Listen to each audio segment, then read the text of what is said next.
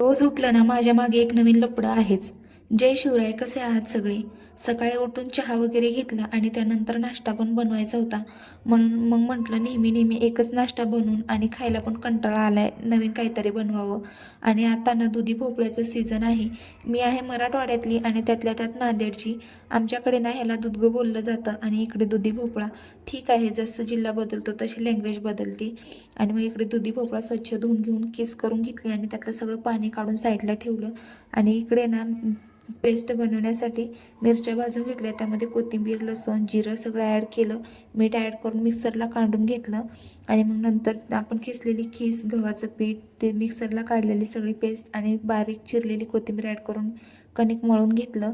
आणि ना त्यामध्ये पाणी थोडंसुद्धा ॲड केलं नाही आहे मी, कारण जे दुधी भोपळा असतो त्यातच भरपूर सारं पाणी असतं, त्यामुळे होऊन जातं. आणि मग इकडे पराठे थापून घेतले आणि त्यावरती भरभरून असं तीळ ॲड केलं. तिळाशिवाय तर पराठे छान दिसतच नाहीत. आणि मग इकडे भाजून पण घेतले. तोपर्यंत सरकारांचा तर कालवा चालला होता की बाहेर जायचं आहे, लवकर होऊ दे. आणि मग नंतर सोबतीला दही पण होतं. दोघांनी नाश्ता वगैरे करून घेतला. आणि इकडे बघा माझा पराक्रम. सकाळी बोब्या तळते वेळी ना माझ्या हाताला एवढं जोरात तेल पोळलं, सर्वत्र हातावरती तेल उडलं आहे माझ्या. एवढे फटकुळे आल्यात मोठ्या मोठ्या, खूप चरचरत होतं. म्हणून मग मी हातातला चुडा पण काढला होता.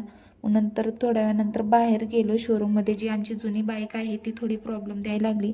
जेव्हापासून नवीन बाईक घेतली ना तेव्हापासून ती जुनी बाईक तेवढी यूजमध्ये नाही आहे, त्यामुळे ती प्रॉब्लेम देत होती. मग तिला शोरूममध्ये नेऊन दाखवलं थोडंफार. आणि मग तिकडे गाडी वगैरे दाखवून येते वेळी ना केळी दिसली, म्हणून म्हटलं केळी पण घ्यावं. घरी आल्याच्या नंतर थोडा वेळ आराम केला आणि नंतर ही सरकारांची 4-5 ड्रेस होते जे की मला इस्त्री करायची होती. मग ती इस्त्री वगैरे करून ठेवली. आणि इकडे जे माझं कपाट आहे ते सगळं अस्तव्यस्त पडलेलं होतं. मग ते सगळे कपडे व्यवस्थित लावून घेतली. तसं तर मोठं कपाट घ्यायचं आहे, पण आता म्हटलं सध्यासाठी हेच चांगलं आहे, कारण बाहेर इकडे तिकडं राहतो आपण, जातो. मग त्यासाठी हे असं नाही का फोल्डेबल असतं. आणि मग हे सगळं व्यवस्थित ठेवलं. आणि काल सरकार बाहेर गेली होती त्यावेळेला त्यांनी एक नवीन बॅग आणली होती, जी की आमची जुनी बॅग आहे ती थोडी आता खराब झाली आहे, म्हणून मग नवीन बॅग घ्यायची होती आम्हाला. आणि म्हणूनच सरकारांनी बॅग आणली होती. तशी मला बॅग आवडली, पण तिचा कपडा खरंच खूप जाड होता, म्हणून म्हटलं की अशी कशी बॅग आणली.